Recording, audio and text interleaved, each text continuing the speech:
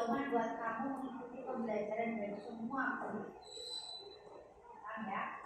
Oh, saya tidak boleh memberi teman, tapi selama proses pembelajaran ini ada bunyi. Oh, saya harus menjaga tata krama di hadapan guru selama proses pembelajaran ini.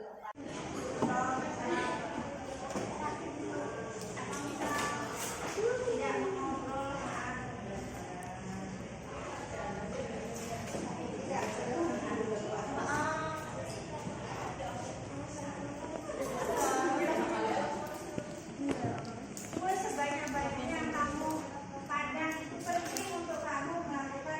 Sebanyak yang kamu mau tulis ya untuk sebuah peraturan atau keyakinan yang diterapkan di kelas. Kalau mau nambah kelas lagi boleh.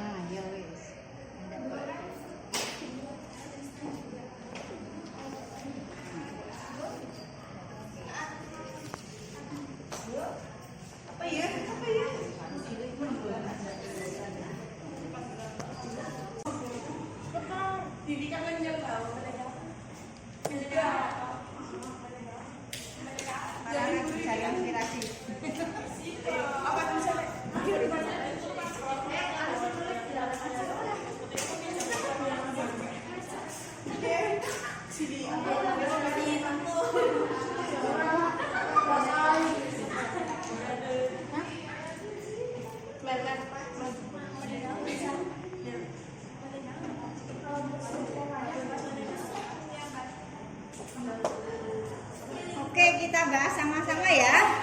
Tidak pilih teman. Siapa Bu? Andi, Andi, saling menghargai masuk mana ya? Iya. Solidaritas ya.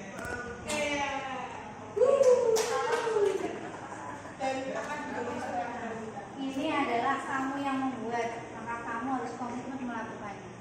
Kita buat kesepakatan ini. Usul mengucapkan terima kasih. Itu bagian dari komitmen kita bersama. Kita melakukan bersama. Ujungnya nanti akhir pada pembelajaran terakhir untuk sebuah kenaikan kelas kita menjadi pribadi yang berbeda. Kemudian, amin. Amin ya rabbal alamin. Terus kita semua kembali.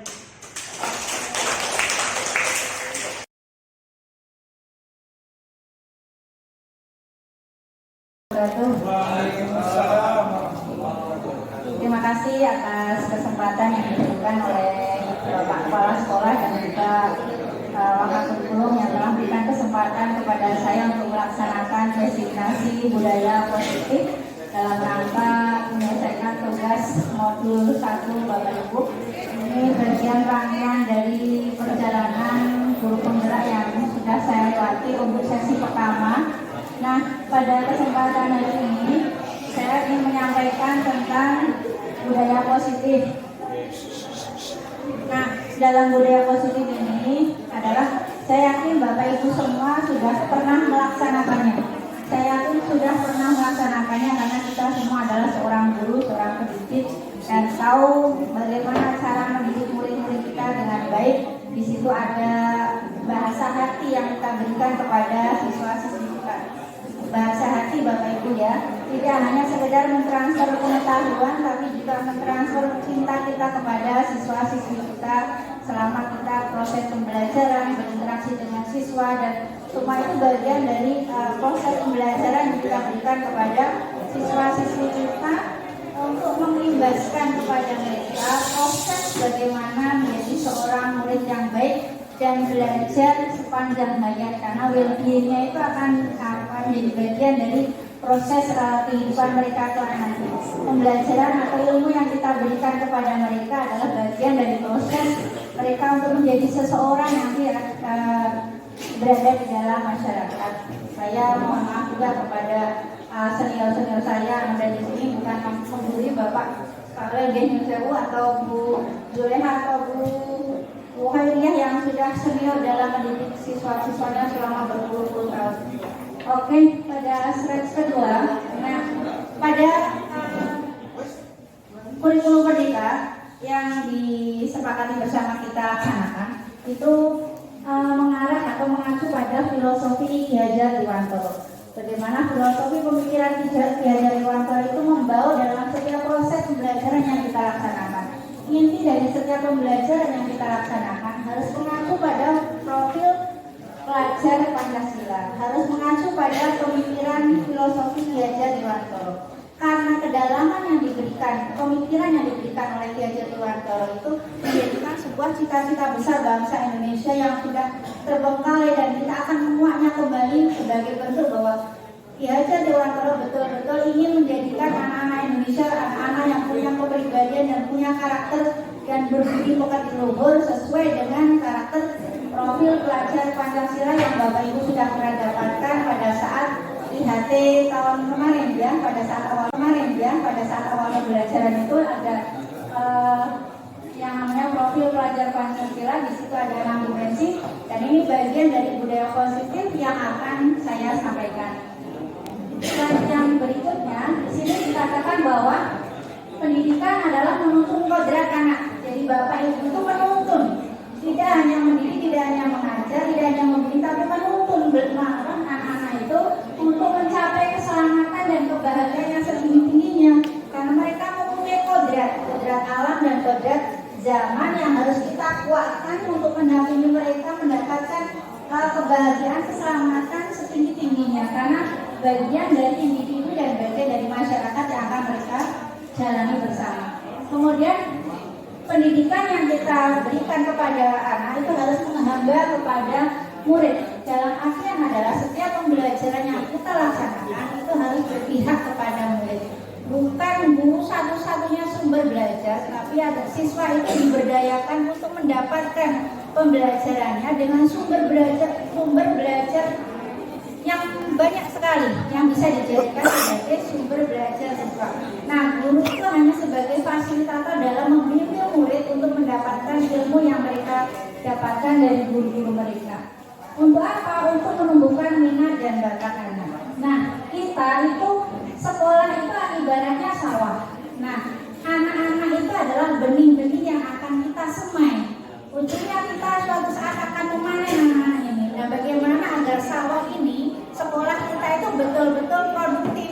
Dalam artian produktif adalah memberikan pembelajaran ilmu dan karakter kepada siswa agar benih yang dipanen nanti adalah benih-benih yang unggul, yang punya karakter, yang punya ilmu, baik profesionalnya maupun kompetensinya, dan juga akhlak karimah yang kita jadikan sebagai moto atau sebagai visi sekolah betul-betul dipegang oleh siswa kita, bahwa mereka punya karakter atas apa yang mereka miliki.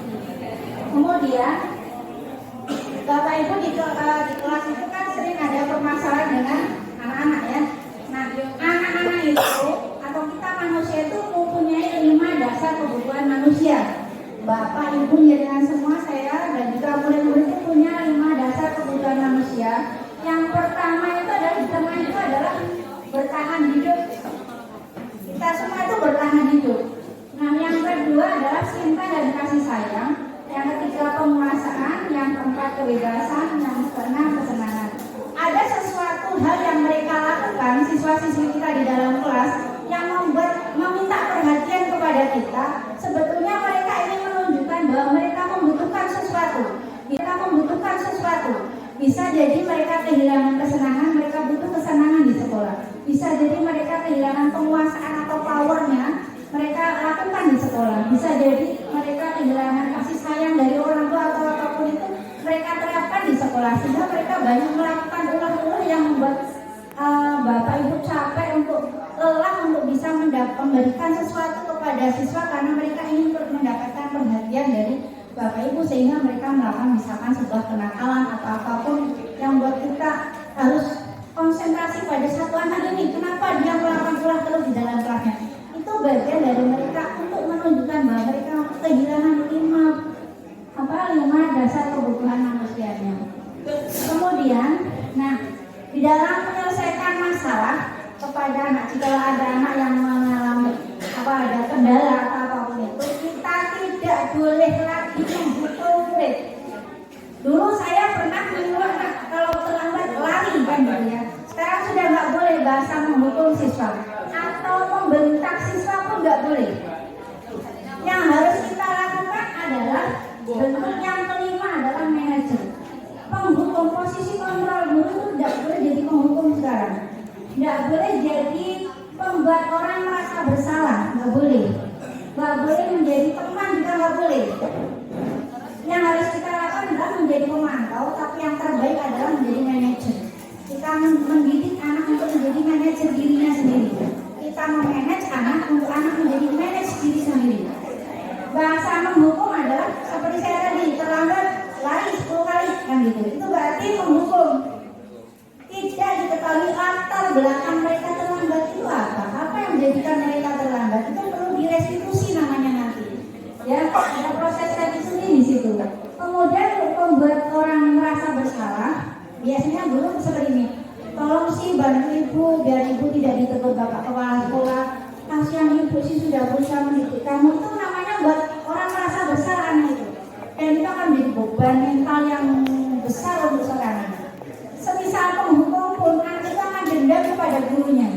Jangan sampai kita didendam oleh anak-anak kita hanya sesuatu kesalahan yang tidak pas dengan apa yang mereka lakukan, tidak pas hukumannya dengan kesalahan yang mereka lakukan. Kemudian teman, kalau teman itu melibatkan kita adalah teman siswa kita. Santai saja, kamu terlambat nggak apa-apa. Nanti bapak yang ngurus kan gitu ya biasanya.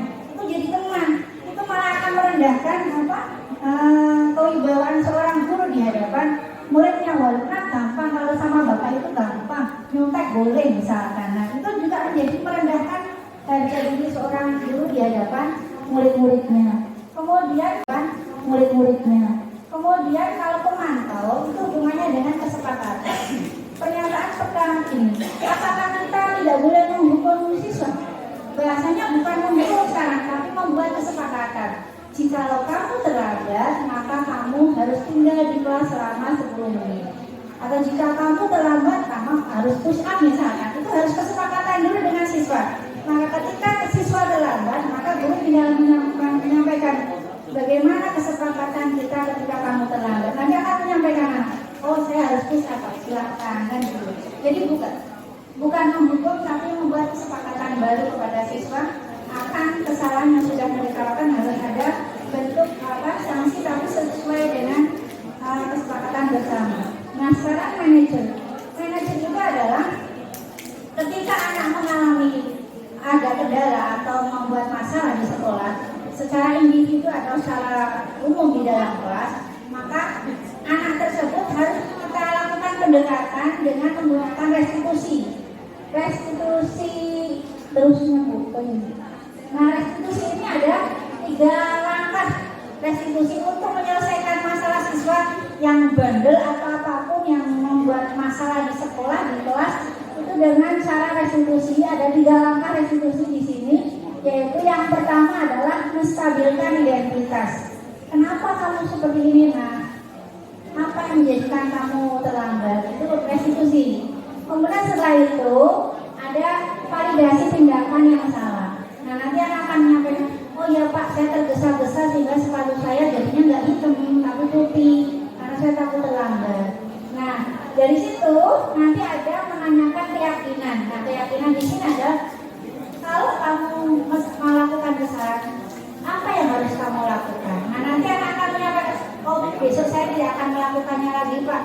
Saya akan memperbaikinya untuk tidak melakukan kesalahan dalam hal memakai sepatu sesuai dengan ketentuan atau peraturan sekolah. Itu bagian dari proses restitusi yang harus kita lakukan setiap saat sehingga anak itu akan termotivasi secara intrinsik, bukan tekanan dari sekolah, tapi anak itu akan memunculkan motivasinya untuk bisa menunjukkan bahwa mereka pribadi yang baik. Tidak ada anak yang tidak baik, semua anak adalah baik. Hanya saja karena sesuatu hal yang menjadikan mereka tidak baik, sehingga kita membutuhkan mereka untuk menemukan jalan hidupnya untuk menjadi pribadi yang baik sesuai dengan visi yang kita harapkan bersama. Selesai kasih itu yang bisa saya sampaikan. Bapak Ibu mohon maaf sudah mengganggu kesibukan Bapak Ibu. Terima kasih kembali. Assalamualaikum warahmatullahi wabarakatuh. Baik, terima kasih. Setelah kemarin saya mendengarkan pemaparan terkait diseminasi yang dilakukan oleh Bu Husnul, itu sangat membantu sekali bagi saya, terutama sebagai guru, karena dari pemaparan yang telah disampaikan itu saya antusias untuk mengaplikasikan terhadap peserta didik, terutama terhadap disiplin siswa yang mungkin tadinya jika mereka melakukan sebuah kesalahan saya memberikan hukuman atau punishment yang lain. Itu dari situ saya menyadari bahwa tidak harus selalu menggunakan punishment atau hukuman yang menggunakan fisik. Nah, dari situ saya mulai memperbaiki pola pikir saya terkait reward dan punishment bagi peserta didik saya. Oke, mungkin itu saja dari saya yang bisa sampaikan. Terima kasih. Setelah saya kemarin mengikuti diseminasi dari Bu Husnul Khotimah tentang budaya positif di sekolah, terutama tentang kontrak belajar.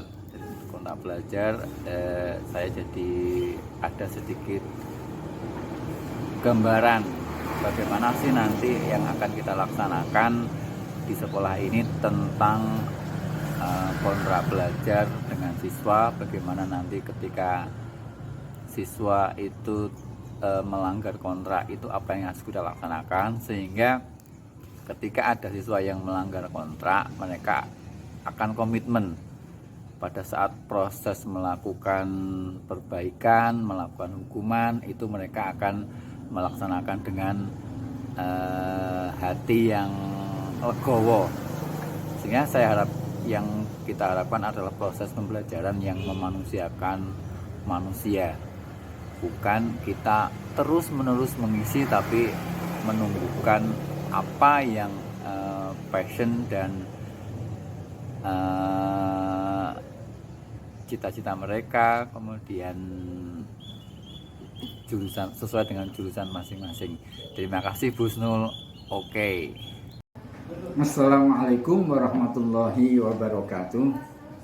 Alhamdulillah, kita ucapkan terima kasih kepada Bu Husnul Khotimah yang telah menyampaikan diseminasi kepada para guru SMK Syafi'i Akram, menyampaikan hasil bagaimana pelatihan CGP itu bermanfaat, antara lain bagaimana menyusun tata tertib menjadi kesepakatan bersama antara siswa dan wali kelas, keyakinan bersama yang nantinya dapat dilaksanakan. Dan insya Allah hal baik ini mudah-mudahan ke depan bisa dilaksanakan di SMK Syafi'i Akram beserta guru dan murid siswanya masing-masing. Terima kasih Bu Husnul, dan mudah-mudahan bermanfaat bagi SMK Syafi'i Akram dan semuanya. Wassalamualaikum warahmatullahi wabarakatuh.